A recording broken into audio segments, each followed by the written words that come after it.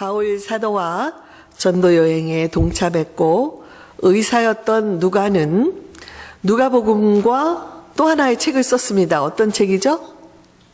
사도행전, 두 개의 방대한 책을 기록했습니다.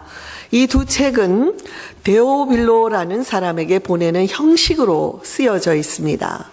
누가는 당시의 모든 로마 시민들과 이방인들에게 예수 그리스도에 대해서 소개하려는 목적으로 이 책을 썼습니다.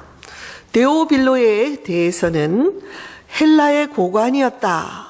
그는 기독교로 개종한 사람이었을 것이라는 이런 추정이 있고요.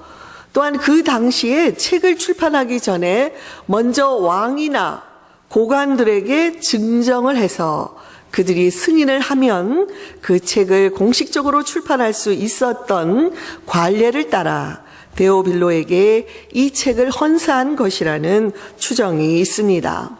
어찌되었든 4개의 복음서 중에 유일하게 이방인 저자인 누가는 이 두 책을 통해서 예수 그리스도에 관해서 헬라적인 사고 방식으로 객관적으로 이 책을 써내려가면서 기독교회가 많은 사람들이 오해하듯이 로마 사회에 해를 끼치지 않는 건전한 종교라는 것을 알리려고 했습니다.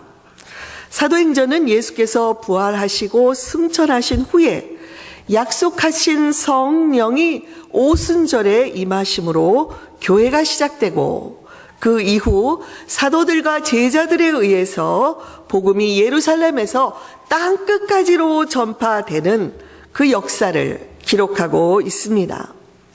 사도들과 제자들이 죽음을 무릅쓰고 복음을 전할 수 있었던 것은 그들이 성령의 능력을 입었기 때문이라고 누가는 증언하고 있습니다. 그들은 성령께서 가라 하면 갔고 멈춰라 하면 멈추었으며 교회가 확장되고 부흥하는 그 모든 중심에 성령께서 함께 하셨습니다. 그래서 사도행전은 일명 성령행전이라고 불립니다. 교우 여러분, 여러분에게도 성령이 함께하는 것을 믿으십니까? 또한 그런 여러분이 속해 있는 이 성마가 교회가 역시 성령께서 주관하고 계신 것을 믿으십니까? 아멘. 그러므로 저와 여러분의 삶은 성령 행전이 되어야 합니다. 성령께서 여러분과 함께하고 있는 증거들이 나타나야 한다는 것입니다. 저는 부활절 둘째 주일인 오늘의 말씀을 성령이 임하시면 우리에게 어떤 변화가 있어야 하는지를 살펴보려고 합니다. 이것은 부활하신 주님께서 승천하시면서 제자들에게 마지막으로 주셨던 말씀인 만큼 우리 성도들이 마음에 깊이 새기고 있어야 할 소중한 말씀이라고 생각합니다. 우리가 읽은 사도행전 1장에서 부활하신 예수님은 40일 동안 제자들에게 여러 차례 나타나셨고 제자들과 함께 시간을 보내셨습니다. 예수님은 이 기간 동안 특별히 집중 훈련을 하셨는데요. 몇 가지 주제를 갖고 제자들을 집중해서 훈련하셨습니다. 첫째는 예수님의 부활에 대해서 의심하고 있는 제자들도 많았는데 그들이 확실히 믿을 수 있도록 충분한 시간을 보내시며 함께 음식도 잡으시고 생선도 함께 잡수시면서 예수께서 왜 부활해야 되는지 말씀하고 가르쳐 주셨습니다. 또 하나의 집중 훈련은 하나님의 나라에 관한 것이었습니다. 예수께서 십자가에 죽으시고 부활하신 것은 이 세상에 하나님의 나라가 세워지기 위함이었습니다. 복음은 누구든지 예수를 믿고 죄사함을 얻는 자들은 하나님의 자녀가 된다고 말씀합니다. 저와 여러분은 하나님의 자녀입니다. 아멘. 이렇게 한 사람이 주님께로 돌아오면 그 사람만큼 하나님의 나라가 확장되고 있는 것입니다.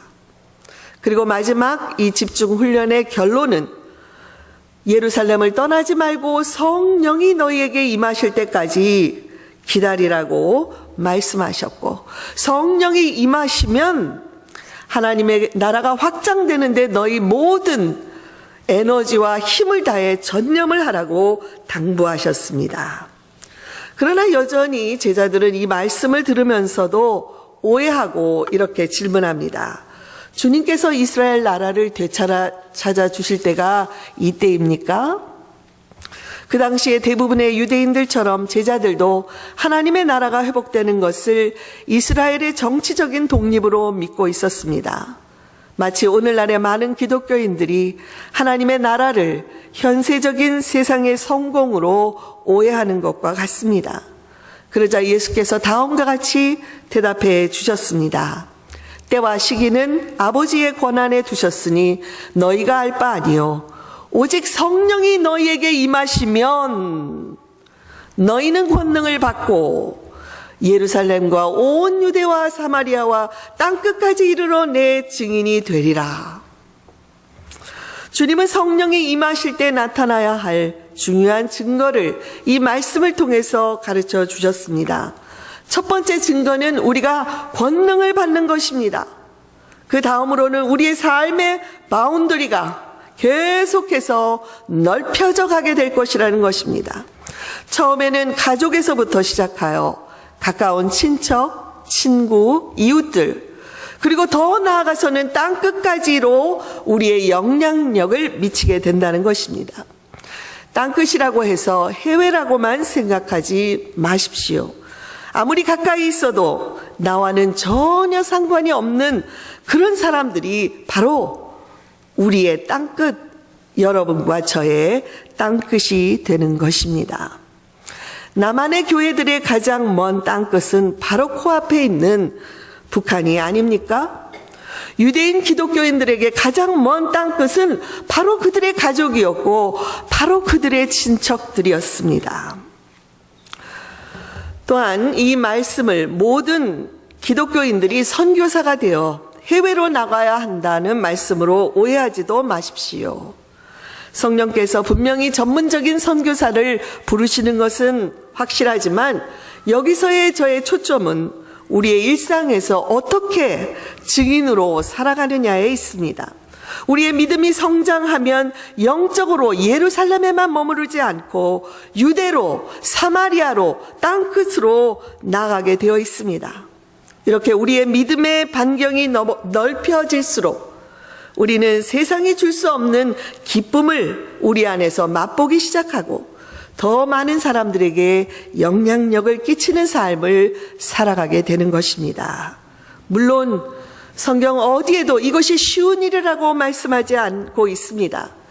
그래서 주님은 우리만 홀로 땅끝으로 가라고 하지 않으셨습니다. 먼저 성령의 능력을 받으라고 말씀하셨습니다. 지난 주일 말씀에서 예수님이 승천하신 첫 번째 의미는 우리에게 누구를 보내주겠다는 약속이었죠? 성령을 보내주시겠다는 약속이라고 말씀을 드렸습니다. 주님은 내가 떠나는 대신에 아버지께 가서 또 다른 보혜사를 너희에게 보내주어 영원토록 너희와 함께 있게 하겠다고 약속을 하셨습니다. 여기서 보혜사라는 단어의 원어는 파라클레토스, 곧 고대 그리스 법정에서 일했던 변호사를 말합니다.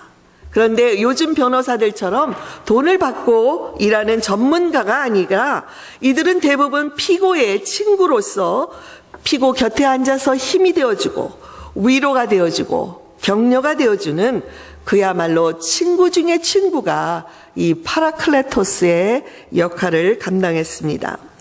예수께서 약속하신 보혜사 성령님은 파라클레토스로서 성도들의 친구가 되어 함께 하시기 위해서 우리에게 오신 것입니다. 여러분, 이 시간에도 내 안에서, 내 곁에서 나를 누구보다도 잘 아신다고 그러고 아무런 오해를 하지 않고 아무런 스트레스를 받지 않도록 우리를 너무나 잘 알고 도와주실 수 있는 파라클레토스 성령님을 마음으로 불러보십시오. 억지로 행동할 필요 없고 억지로 누구에게 보이려고 할 필요 없습니다. 있는 모습 그대로 나의 친구 중에 친구 파라클레토스, 그분을 부르시기 바랍니다. 그런데 이 파라클레토스 성령님은 단순한 친구뿐만이 아니라 하나님의 영이심으로 우리에게 필요할 때 능력을 주시고 지혜를 주실 수가 있습니다.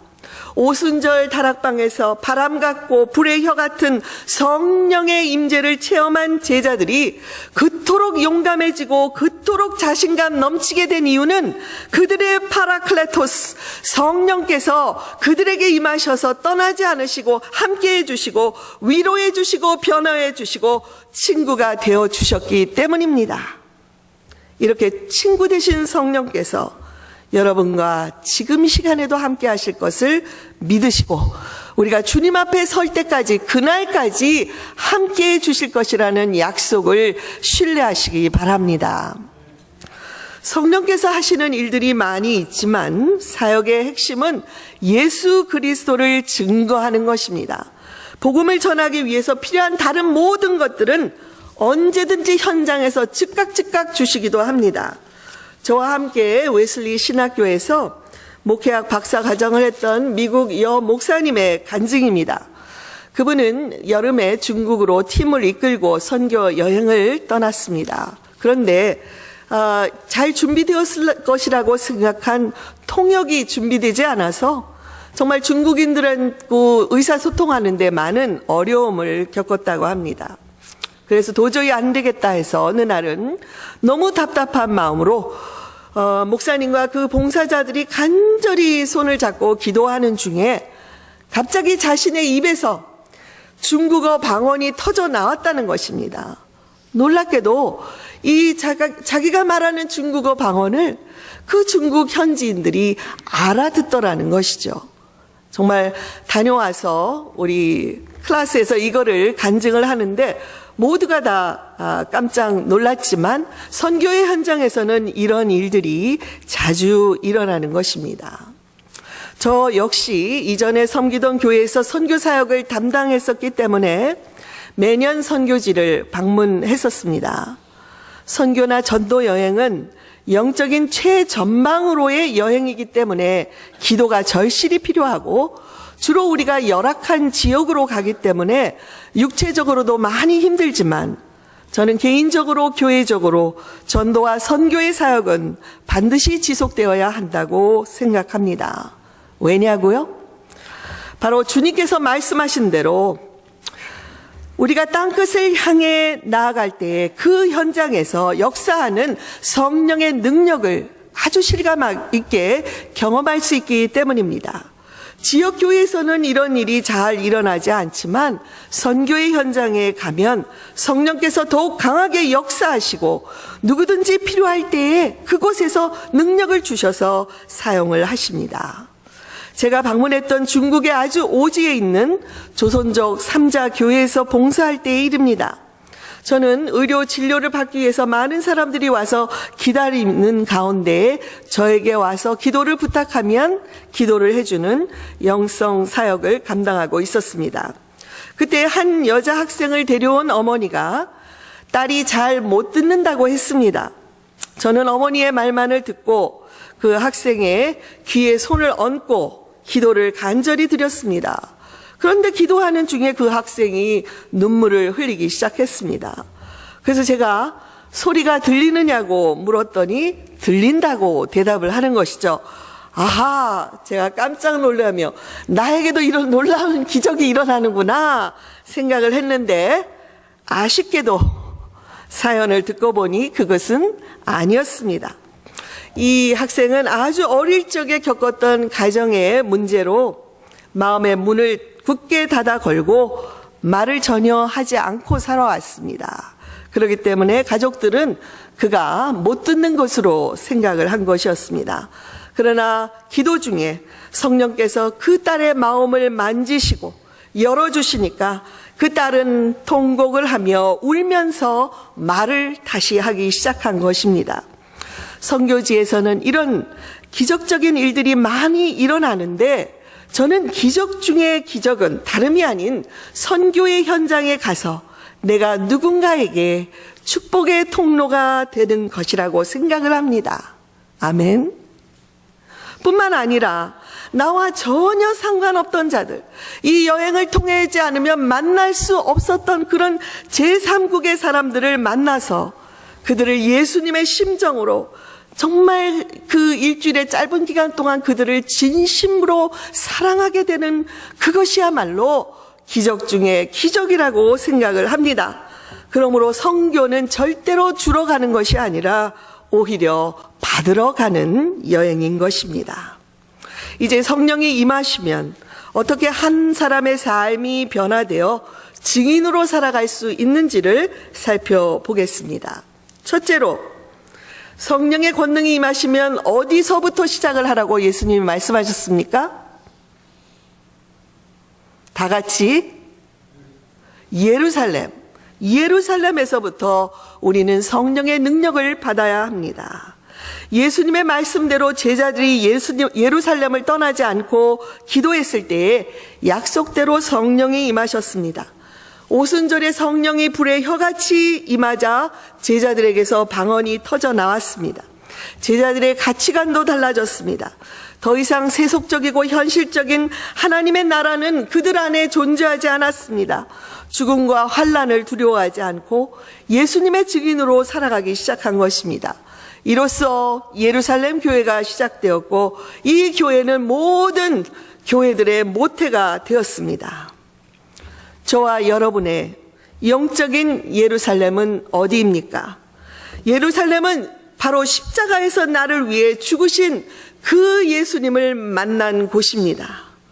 또한 부활하신 예수 그리스도를 만난 곳입니다. 그것이 바로 예루살렘입니다.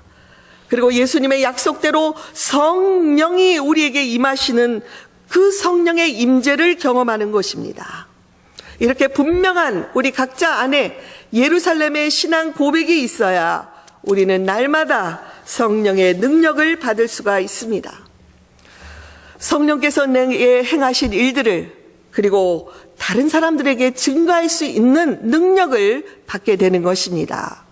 여러분, 법정에서 아무리 다른 추론이 나온다 하더라도 내가 봤습니다 라고 증인이 한번 나서면 이 증인이 판결에 결정적인 영향을 미치는 것처럼 예수님의 증인들도 성령께서 우리 삶 속에 이렇게 역사하셨습니다, 이런 은혜를 주셨습니다, 이 사실을 솔직히 증언하는 것, 그것이 전도의 가장 큰 도구가 되는 것입니다. 그러므로 성령의 임재로, 성령의 능력으로 매일매일 삶에서 동행하게 되기를 바랍니다. 둘째로는 유대로 나가야 합니다. 이것은 유대는 나의 안전지대, 컴포트 존을 벗어나라는 말씀입니다. 유대는 나의 가장 가까운 곳, 나의 가족, 나의 친구, 나의 직장 동료, 내가 가까이 다가갈 수 있는 관계나 지역을 말합니다. 편합니다. 두려움이 없습니다. 나의 컴포트 존입니다. 안전지대입니다. 많은 사람들이 이 안전지대에 머물며 더 이상 앞으로 나가는 것을 불편해합니다. 저와 여러분의 컴포트 존, 안전지대는 어디입니까? 우리가 예수님을 믿고 가족들과 가까운 사람들에게 제일 먼저 영향력을 끼치게 될 것입니다. 그러나 점차로 성령의 능력을 경험하며 영적으로 성숙해 가면 조금씩 우리는 나의 컴포트 존을 벗어나서 좀 더 넓은 반경의 사람들에게 관심을 갖게 됩니다. 제가 2년 동안 그 영성 디렉터로서의 그 자격을 받는 곳에서 훈련을 했었는데요. 1년에 한 2주씩 그 리트리트 수양회를 들어갑니다. 거기는 이렇게 전문인들, 상담자들, 그리고 전문 치료사들, 영적인 치료, 그리고 정신적인 치료, 그리고 이렇게 목회자들이 주로 모여서 훈련을 받는 곳입니다. 그런데 이 자기의 안전지대, 우리가 얼마나 이것을 살아가면서 많이 거길 벗어나는 것을 불편해하는지 모릅니다. 여러분, 주일날 오셔서 여러분의 앉는 좌석도 이제 거의 어디에 누가 앉는지 제가 쉽게 파악할 수가 있습니다. 여러분의 컴포트 존입니다. 벗어나기 쉽지 않습니다. 내 자리에 누가 앉으면 괜스레 불편해집니다. 그것이 나의 컴포트 존입니다. 우리 교회는 아직도 자리가 많이 있어서 괜찮지만 꽉 찬 곳에서 새로운 사람이 거기에 앉았다 하면 은근히 누가 침범해 오는 것 같습니다. 근데 성공의 한 목사님이 어느 날 이 안전지대에 대해서 그 세미나를 인도하시면서 우리를 다 세웠습니다. 그리고 다 세우고 여러분 편한 자리, 그리고 이 방 안에 넓은 자리가 많은데 마음껏 여기를 다니면서 마음속에 있는 성령의 은혜를 표출하라고 했습니다. 여러분 표출이 어떻게 나오는지 잘 모릅니다. 그러나 처음에는 모두가 원을 그리고 서 있는 자리에서 벗어나질 않습니다. 저도 제가 서 있는 모퉁이 그 자리를 벗어나질 못합니다. 눈을 감고 기도하면서 하기 때문에 움직이기도 하고 어떤 사람은 뭐 춤을 추기도 하고 하는데 다들 머뭇머뭇거리고 있을 때에 그 에피스코팔 그 목사님, 나이도 많으신 갑자기 그 목사님이 방 안을 갑자기 발레를 하시면서 여기저기 돌아다니셨습니다. 사방을 돌아다니며 자유롭게 발레 이렇게 돌면서 방 안을 열심히 다니시는 것입니다.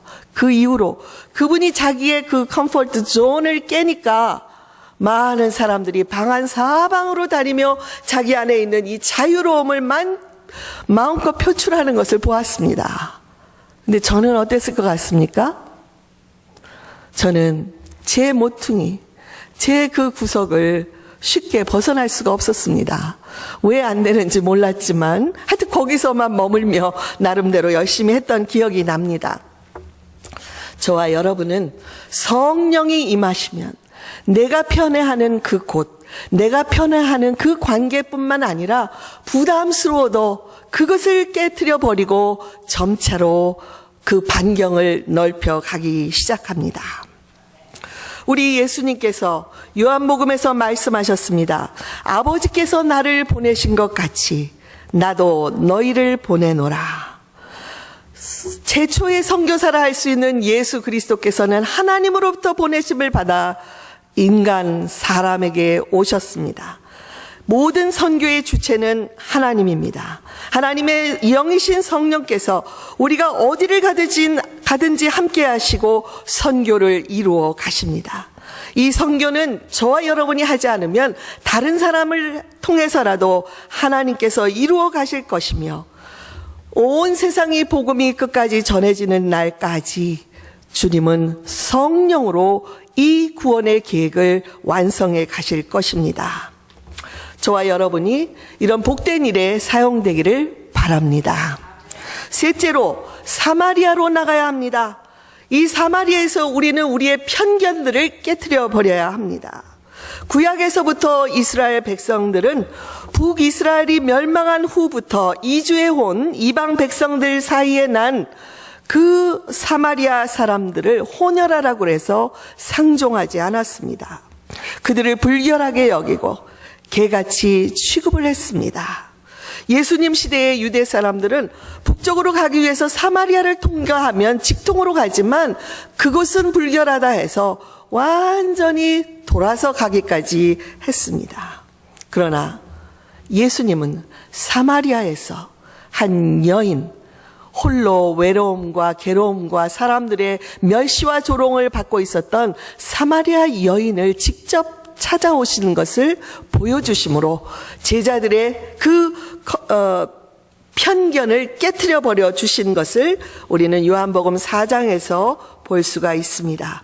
이처럼 사마리아는 나와 불편한 관계의 사람들, 혹시 왜 이렇게 저 사람하고는 맞지 않지 하면서 맞지 않는다고 생각하는 사람들을 찾아가는 것을 말합니다. 나와 다른 피부색, 다른 언어, 다른 학력, 다른 연령의 사람들을 향해서 우리가 가졌던 편견들, 쌓아놓은 벽들을 우리는 사마리아를 지나가면서 깨트려지게 되는 것입니다. 우리 예수님이 그러셨던 것처럼 우리들도 사마리아를 피하지 않고 오히려 그곳에서 나를 필요로 하는 자들을 찾아갈 때에 우리의 삶의 반경은 점점 더 넓혀지는 경험을 하게 될 것입니다.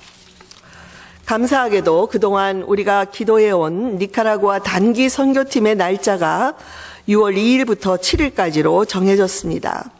특별히 올해에는 니카라구아 고아원 학교에서 부탁한 워러 세프틱을 우리가 설치해 주기로 했습니다.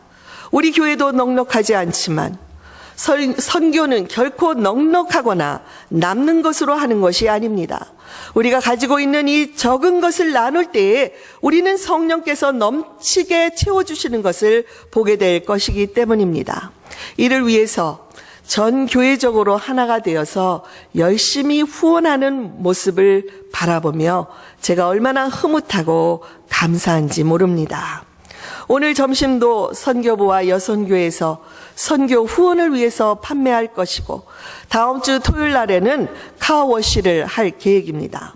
이를 위해서 스페니쉬 교회 형제들도 와서 돕겠다고 하니 이 또한 우리 교회의 반경을 넓혀가는 축복이 될 것입니다. 특히 선교의 열정을 가진 우리 유자매가 열심히 문을 두드린 결과 많은 학용품과 야구 용품들을 후원받았습니다. 이것 또한 우리 교회뿐만 아니라 이 지역의 회사들까지 선교에 동참시킴으로 땅끝까지로 그 반경을 넓혀가는 좋은 사례가 될 것입니다.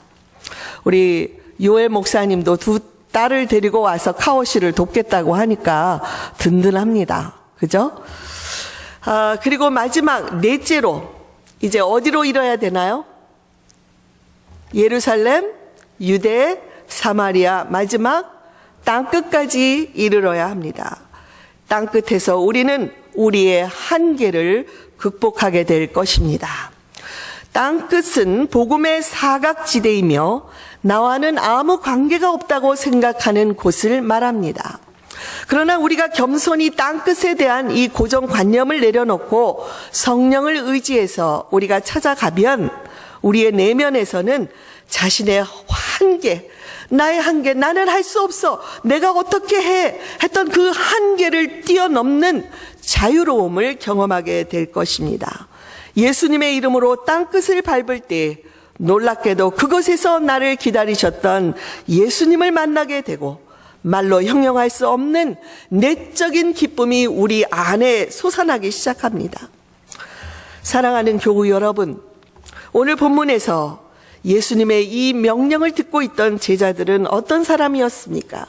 대부분 팔레스타인 한번 밖에 나가본 적이 없는 어부들과 세리, 평범한 자들이었습니다. 그런 자들이 어떻게 모든 민족을 제자 삼으라고 해서 땅끝으로 나아갈 수가 있었겠습니까? 물론 제자들의 능력만으로는 불가능했지만 성령을 보내주심으로 제자들은 충실히 이 예수님의 명령에 순종하고 놀라운 초대교회를 불같이 세워놓을 수 있었습니다. 저 역시도 선교 여행을 다녀올 때마다 먼저 다른 사람이 아닙니다. 제 자신의 편견이 깨어지고 내가 컴포트 존에서만 머물려고 하는 그런 자세가 변화되고 한계를 이겨내었다는 자유로움을 경험하면서 돌아오곤 합니다. 돌아와서도 선교지를 떠올리며 어머니가 자식을 잊지 않듯이 그 땅을 위해서 기도합니다. 언젠가는 그 땅 끝에서 다시 우리가 주님을 만날 터인데 그때에 주님께 올려드릴 그 열매들을 바라보며 기도하기를 쉬지 않는 것입니다. 교우 여러분, 여러분의 땅끝은 어디입니까? 바로 그 땅끝에서 여러분들을 주님께서 초청하고 계십니다. 멀리 가야 하는 것이 아닙니다. 우리가 결단하면 성령께서 우리가 편히 생각하고 있던 이 안전지대를 벗어나 내가 가지고 있는 편견 그리고 한계를 극복하도록 도와주실 것입니다. 그동안 무슨 이유에서든지 만나지 않던 그 사람들을 향해 내가 발걸음을 옮기는 것, 그것은 바로 땅끝으로 찾아가는 발걸음이 되는 줄 믿습니다. 그리하여 부활의 주님이 여러분 안에 살아계시다는 증거가 많이 우리 교우들 가운데 나타나게 되기를 바랍니다. 교우 여러분, 앞서가신 부활의 주님을 따라 우리도 함께 땅끝으로 나아가십시다. 아멘.